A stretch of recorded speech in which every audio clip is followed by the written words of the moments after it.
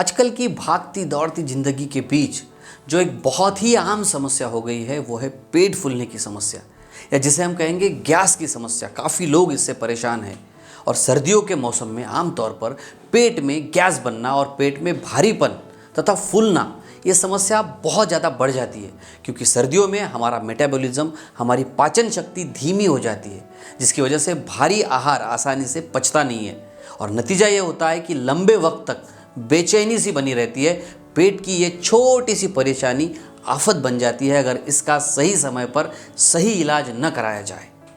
नमस्कार दोस्तों, मैं डॉक्टर शीतल टोंग से आपका बहुत बहुत स्वागत करता हूं डॉक्टर टोंग से होम्योपैथी इस यूट्यूब चैनल पर। अभी तक आपने अगर इस चैनल को सब्सक्राइब नहीं किया है तो तुरंत सब्सक्राइब कीजिए, ताकि आने वाले हेल्थ रिलेटेड सबसे अच्छे वीडियोस सबसे पहले आप देख सकें। आज इस वीडियो में पेट में बनने वाली गैस, पेट में होने वाली भारीपन की समस्या के बारे में मैं बताने वाला हूँ, तथा इसका किस तरह से इलाज करना चाहिए, कौन कौन से प्रकार इसमें होते हैं और कैसे आप पूरी तरह से इस बीमारी से ठीक होने वाले हैं, ये भी इसी वीडियो में मैं आपको बताने वाला हूँ। इसीलिए इस वीडियो को अंत तक ज़रूर देखिए। हमारे पाचन तंत्र के अनुसार गैस 3 प्रकार की होती है।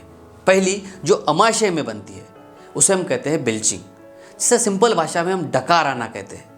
दूसरी जो होती है वो होती है छोटी आंत में बनने वाली गैस, जिसके कारण आपका पेट फूलने लगता है, भारीपन सा लगता है, उसे हम कहते हैं ब्लोटिंग। तो पहली थी बेल्चिंग, दूसरी जो है उसे हम कहते हैं ब्लोटिंग, पेट का फूल जाना। सिंपल भाषा में अगर हम समझे तो पेट फूल गया है, भारी भारी सा पेट लग रहा है, उसे हम कहते हैं ब्लोटिंग।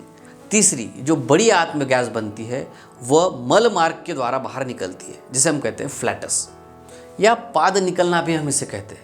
तो सबसे पहले बात करते हैं अमाशय में बनने वाली गैस की। तो अमाशय या पेट में सिंपल भाषा में अगर कहें, ऊपरी पार्ट जो है, इसमें जब गैस बनती है जिसे हम बेल्चिंग कहते हैं, डकार आना कहते हैं। ये क्यों होती है? खाने पीने के बाद डकार आना लगभग साधारण सी प्रक्रिया होती है, लेकिन क्या आप जानते हैं ज़रूरत से ज़्यादा बार और दिन भर कुछ लोगों को मैंने देखा है दिन भर उनको डकार आती रहती है, तो ये किसी बीमारी का संकेत भी हो सकती है। दिन भर बार बार डकारे आते रहना इस बात का संकेत है कि आपके पेट में पाचन क्रिया सुचारू रूप से नहीं है, अच्छे से नहीं चल रही है। अब यहाँ पर हमने ये समझना चाहिए कि डकार क्यों आती है। खाते समय अगर आपके पेट में ज़्यादा हवा भर गई हो तो डकार की समस्या होती है। खाना अगर आपने चबा कर अच्छे से नहीं खाया है तो डकार की समस्या होती है, क्योंकि बहुत बार टीवी देखते हुए, मोबाइल ऑपरेट करते हुए फटाफट लोग खा लेते हैं, तो इससे भी डकार की समस्या बढ़ जाती है। अगर आपने चना, उड़द जैसी दालों को खाया है या फिर पत्ता गोभी जैसी सब्जियों का आप रेगुलर सेवन करते हैं तो इससे भी गैस की समस्या होती है। साथ ही और एक बात जिसे हमने निगलेक्ट नहीं करना चाहिए वो होता है ज़्यादा सोचना, स्ट्रेसफुल कंडीशन में रहना, तनाव में रहना। इसके कारण भी गैस की समस्या पैदा हो जाती है।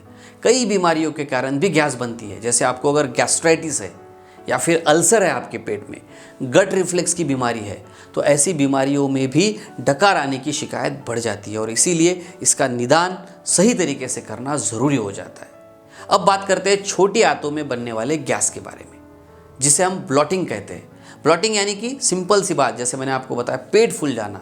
और आजकल हम काफ़ी लोगों को देखते हैं, बहुत आम समस्या ये हो गई है, पेट भारी होना जिसे हम कहते हैं, या फिर पेट फूल जाता है।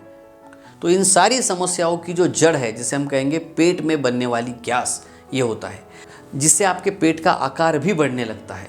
इसे पेट की सूजन भी कहा जाता है। ये समस्या तब आती है जब छोटी आंत के अंदर गैस भरने लगती है और इससे सीधा सीधा ये संकेत मिलता है कि आपके पाचन क्रिया में गड़बड़ी हो गई है। अब क्यों होती है ये ब्लॉटिंग, किन कारणों से ये होती है?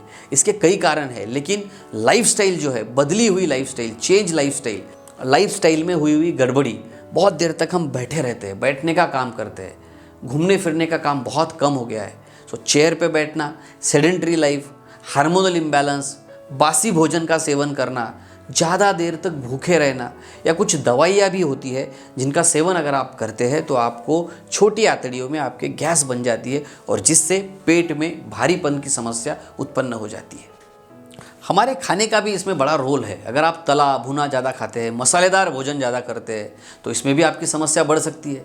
कभी कभी प्रेगनेंसी में भी ये समस्या बढ़ जाती है, क्योंकि बच्चा पेट में होता है तो आंतड़ियों के ऊपर प्रेशर आने लगता है, या फिर बहुत देर तक लेटने की वजह से भी ये तकलीफ बढ़ जाती है। छोटी आंत में इन्फेक्शन अगर है और इन्फ्लामेशन जैसे गैस्ट्रोएंटेराइटिस की बीमारी है या बैक्टीरियल ओवरग्रोथ हुई है, ऐसे कारणों से भी ये समस्या बढ़ जाती है।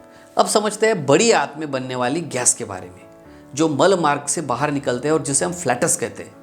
गैस पास करना पूरी तरह से सामान्य है, प्राकृतिक है, लेकिन अगर ये ज़्यादा होता है तो फिर यह अप्राकृतिक हो जाता है। हर व्यक्ति औसत आधा लीटर गैस पास करता है। अगर हम इस गैस को रोकते हैं तो हमारे सेहत के लिए भी ये अच्छा नहीं है, क्योंकि मानव गैस में हाइड्रोजन सल्फाइड की मात्रा होती है।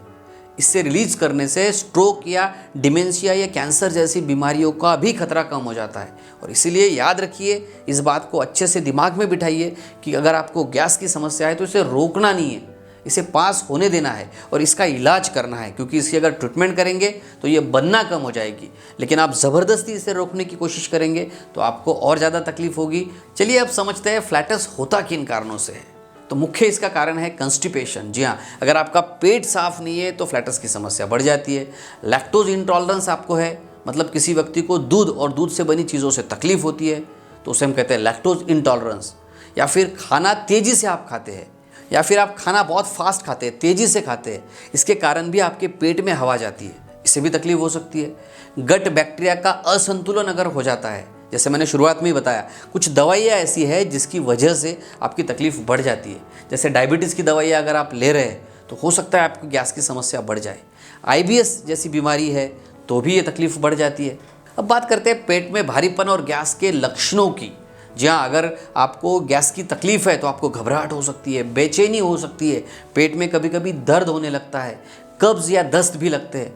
कुछ लोगों में देखा गया है कि उनका वज़न घट जाता है, थकान उन्हें महसूस होती है, सरदर्द होता है, वीकनेस या कमज़ोरी वो फील करते हैं, बार बार उनको ये तकलीफ़ें होती रहती है, गैस बनती रहती है। कभी कभी गैस में बहुत ज़्यादा बदबू आती है, खट्टी डकारें उनको आती है, उल्टी के जैसा महसूस होता है, भूख कम हो जाती है, हिचकी आने लगती है, कभी कभी बुखार आ जाता है। ये सभी लक्षण आपके पाचन तंत्र की गड़बड़ी की तरफ इशारा करते हैं। तो क्यों बनती है ये गैस, क्या इसके कारण है, ये तो आप समझ गए, लेकिन सबसे ज़रूरी होता है कैसे करें इसका बचाव। जी हाँ, अगर आप बचाव करना चाहते हैं तो गैस की समस्या को हमें अपने खान पान की शैली को परिवर्तित करके हम ठीक कर सकते हैं। जैसे खाने को आपको आराम से चबाकर खाना चाहिए, छोटे छोटे निवाले आपने लेने चाहिए, धीरे धीरे आपने आराम से चबाकर ही खाना चाहिए। टीवी के सामने बैठ के या फिर बहुत ज़्यादा मोबाइल पर ही ध्यान दे के आप फटाफट अगर खाने को निगल रहे हैं तो आपको तकलीफ हो सकती है। और इसीलिए आराम से खाने की तरफ ध्यान दे के 25 से 30 बार खाने को चबाइए, एक एक निवाले को अच्छे से चबाइए। साथ ही आपको ध्यान रखना है, पेट में गैस पैदा करने वाली चीज़ों को आपने नहीं खाना चाहिए। और एक बात का विशेष ध्यान रखें कि एक साथ ढेर सारा पानी नहीं पिए। खाना खाते वक्त बहुत ज़्यादा अगर आप पानी पीते हैं तो इसमें भी गड़बड़ हो सकती है। ऐसी चीज़ें जिनमें कार्बन डाइऑक्साइड CO2 ज़्यादा होता है, उन चीज़ों को आपने नहीं खाना चाहिए। धूम्रपान अगर आप करते हैं तो उसे बंद कर दीजिए। चिंगम चबाने की कुछ लोगों में आदत होती है, इससे भी गैस की शिकायत बढ़ती हुई देखी गई है। इसीलिए चिंगम अगर आप खाते हैं तो उसे बंद कर दीजिए। कब्ज़ होने पर, कब्ज़ से अगर आपको बचना है और आप कोल्ड ड्रिंक्स पीते हैं, कोल्ड ड्रिंक्स पूरी तरह से बंद करनी है, पीनी ही नहीं है। एक साथ ही बहुत ज़्यादा भोजन नहीं करना है, पेट भरने तक के खाना नहीं खाना है, थोड़ा सा भूख बाकी रखिए। आप 2 से 3 बार खाना खा सकते हैं। अब इसके बावजूद भी अगर ये तकलीफ नहीं कम होती है तो क्या इसका उपचार करना चाहिए, क्या कुछ घरेलू उपाय है? तो जी हाँ, कुछ घरेलू उपाय, सिंपल उपाय भी मैं आपको अभी बताने वाला हूँ। सबसे पहला उपाय जो है वो है नींबू पानी। जी हाँ, नींबू में साइट्रिक एसिड होता है जो पेट के लिए फ़ायदेमंद होता है। इसीलिए गुनगुने पानी में नींबू डालकर पीने से आपको पेट की तकलीफ़ों में राहत मिल सकती है। दूसरा उपाय आप कर सकते हैं नारियल पानी। नारियल पानी में एंटी इन्फ्लामेटरी गुण होते हैं, साथ ही बहुत से विटामिन होते हैं जो आपके पेट के लिए अच्छे होते हैं। अगर आपको पेट की समस्या है तो आप रोज़ाना 1 नारियल पानी कुछ दिनों तक रेगुलर ट्राई करके देखिए, आपकी समस्या में आपको काफ़ी राहत मिल सकती है। तीसरा उपाय है अदरक। जी हाँ, अदरक में भी एंटी इन्फ्लामेटरी और एंटी बैक्टीरियल प्रॉपर्टीज़ होती है जिसके कारण पेट की समस्याएं ठीक हो जाती है। चौथा है जीरे का पानी। इसमें भी एंटी इन्फ्लामेटरी और एंटी बैक्टीरियल प्रॉपर्टीज़ होती है जिसके कारण वो पेट को ठंडक पहुंचाती है और आपकी समस्या को हल करने में काफ़ी प्रमाण में आपको मददगार साबित होती है।